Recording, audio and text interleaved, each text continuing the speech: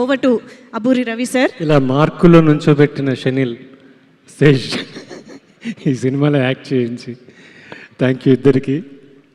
ఇక్కడ ఎవరిని కదిపినా ఓట్ ఆఫ్ థ్యాంక్స్ చెప్పేసినట్టే ఉంటుంది. ఇప్పుడు అది డైరెక్టరు వాళ్ళు చెప్పాలి. Sir Arvind sir thank you sir ఇక్కడికి వచ్చినందుకు. Ashwin sir thank you. And చాలా చాలా చాలా సంతోషంగా ఉంది నా తమ్ముడికి ఇంకో విజయం వచ్చినందుకు, ఇంకో విజయం మీరు ఇచ్చినందుకు. ఎందుకంటే క్షణం దగ్గర నుంచి మేము చూసుకుంటే ప్రతి కథ కొత్తగా చెప్పాలని ప్రయత్నమే.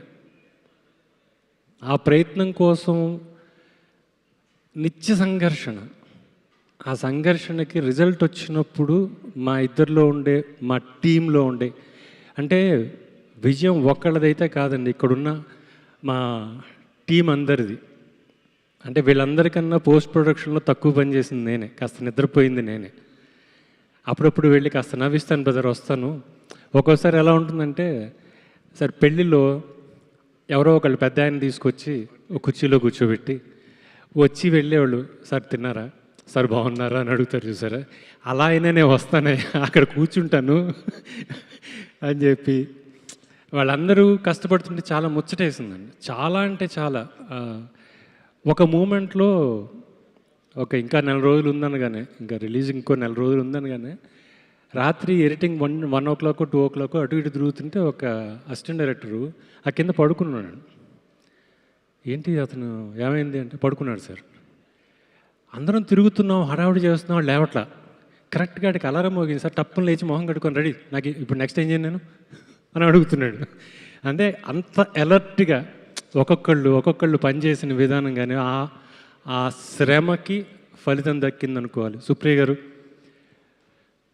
మీకు ఫస్ట్ డే మీరు ఫోన్ చేసినప్పుడు చెప్పాను నేను ఒక మాట ఏంటంటే, మా వాడి సినిమాలో మా అందరికన్నా ఫస్ట్ సెట్లో ప్రొడ్యూసర్ ఉండడం అన్నది మాకు కొత్త.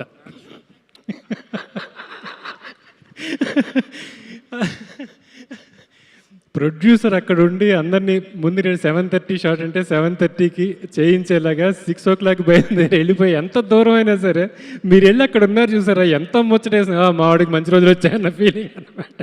ఎందుకంటే మొత్తం మేమే సర్దుకోవాలి, మన వాళ్ళే సర్దుకోవాలి. అది మీరు ఉండేటప్పటికి ఎంత ధైర్యం అంటే అంత ధైర్యం.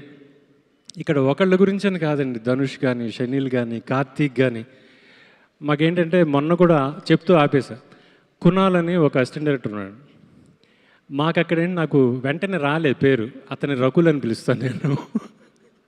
సో ఒక్కొక్క అసిస్టెంట్ డైరెక్టరు దీనికోసం పడిన శ్రమ కానీ, వాళ్ళతోటి ప్రాపర్గా పని చేయించుకున్న షనీల్ విధానం కానీ, ధనుష్ ఈ టీంకి ఎంత సపోర్టివ్గా ఉన్నాడు. Art department, editing department, costumes, Rekhamma, వీళ్ళందరూ కూడా చెప్పాను కదా మొదలు పెడితే అందరికీ ఓట్ ఆఫ్ థ్యాంక్స్లోనే ఉంటుందని.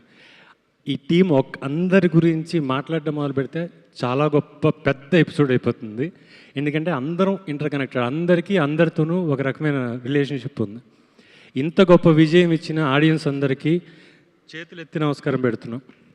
ఎందుకంటే ఒక మంచి సినిమా 2 జానర్లు 2 రకాల ఎమోషన్స్ కలిపి తీయడం అన్నది చాలా కష్టమైన విషయం, దానికి టైం పడుతుంది.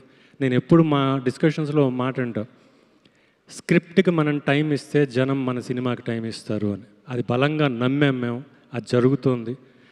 ఆదరించిన ప్రేక్షకులందరికీ చాలా చాలా థ్యాంక్స్ అండి.